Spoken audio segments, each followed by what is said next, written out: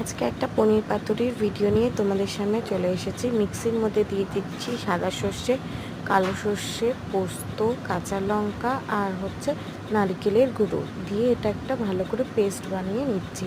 এবার পেস্টটা তৈরি হয়ে গেল। এবার বাটির মধ্যে সেই পেস্টটা দিয়ে তার মধ্যে দিয়ে দিচ্ছি টক দই, হলুদ গুঁড়ো, লঙ্কার গুঁড়ো আর একটুখানি লাল লঙ্কার বাটা। সেটা অপশনাল, আপনারা দিলেও দিতে পারেন, না দিলেও না দিতে পারেন। তারপর একটু সরষের তেল দিয়ে ভালো করে মিক্সটা করে নিচ্ছি।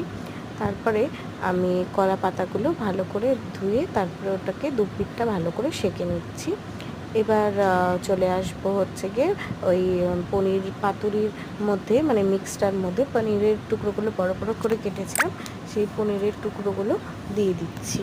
এবার তার মধ্যে মিক্সটাতে খুব ভালো করে সমস্ত রকমের মিক্সটা ভরিয়ে তার মধ্যে একটা কাঁচা লঙ্কা দিয়ে ভালো করে ফোল্ড করে, মানে কলা পাতার মধ্যে ভালো করে জিনিসটাকে ভরে ফোল্ড করে সুতো দিয়ে বেঁধে নিব।